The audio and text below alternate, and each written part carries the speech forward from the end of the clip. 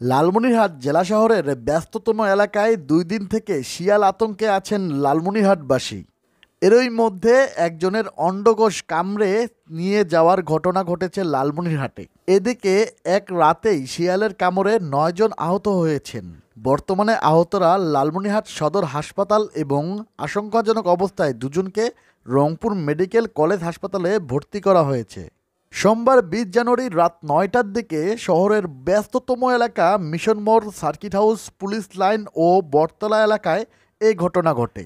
ঘটনার পর থেকেই রাস্তায় রাস্তায় লোকজনকে লাঠি হাতে পাহারা দিতে দেখতে পাওয়া যায়। প্রত্যক্ষদর্শী পুলিশ লাইন সংলগ্ন মোটরসাইকেল মেকানিক সাইদুল ইসলাম জানান, তার দোকানের সামনে একটি শিয়াল প্রবেশ করে যাকে পেয়েছে তাকেই কামড়ে দিচ্ছে। এ সময় শিয়ালটিকে কুকুর আক্রমণ করতে গেলে উল্টো শিয়ালটি কুকুরকে ধাওয়া দিচ্ছে। পরে তিনি ও তার দোকানের কর্মচারী এবং শহরের লোকজন শিয়ালটিকে মারার জন্য ধাওয়া করে ধরতে পারেনি। পরে শিয়ালটি লোকজন দেখে লোকালয়ের কোনো এক ঝোপঝাড়ে লুকিয়ে পড়ে। কিছুক্ষণ পর শিয়ালটি বাহির হয়ে আবার লোকজনকে আক্রমণ করে। এভাবেই অনেক সময় ধরে শিয়ালটি মানুষের সাথে লুকোচুরি খেলা খেলতে থাকে। শিয়ালটি আবার কখন লোকজনকে আক্রমণ করে সেই আশঙ্কায় জেলা শহর, মিশন মোড়, সার্কিট হাউস ও পুলিশ লাইন এলাকার লোকজন আতঙ্কে আছে।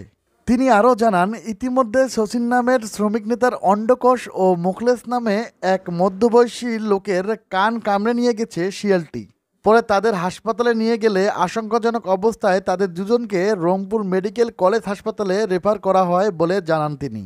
লালমনিরহাট ২৫০ শয্য বিশিষ্ট হাসপাতালের তত্ত্বাবধায়ক ডাক্তার সামিরা হোসেন চৌধুরী জানান, আমাদের এখানে শিয়ালের কামড়ে আহত অবস্থায় ৪ জন ভর্তি হয়েছে। এদের মধ্যে আলিফ নামে একজন শিশুও আছেন। আহতদের চিকিৎসার পর ভ্যাকসিন প্রয়োগ করা হয়েছে। এদের মধ্যে আশঙ্কাজনক অবস্থায় শচীন ও মোখলেস নামে দুজনকে রংপুর মেডিকেল কলেজ হাসপাতালে রেফার করা হয়েছে। এছাড়াও আরও ৫-৬ জন পথচারীকে শিয়াল কামড়িয়েছে বলে তিনি জানতে পেরেছেন, কিন্তু তারা হাসপাতালে চিকিৎসা নিতে আসেনি। লালমনিরহাট বন বিভাগের ফরেস্টার মোহাম্মদ মাহবুবুল হক জানান, খাবার সংকট এবং বাসস্থানের অভাবের কারণে হয়তো শিয়ালসহ কিছু বন্যপ্রাণী লোকালয়ে প্রবেশ করেছেন। লোক মারফত জানতে পারলাম ৯-১০ জন পথচারীকে নাকি শিয়াল কামড়ে আহত করেছে। আমরা পুলিশ প্রশাসনকে বিষয়টি অবগত করেছি। তারাই জনগণের নিরাপত্তা বিষয়টি দেখবেন। সেই সাথে হিংস্র শিয়ালগুলোকে পাকড়াও করার জন্য আমাদের লোকজনও তাদের সাথে একত্র কাজ করবে। KL Bangla news, Lalmonirhat.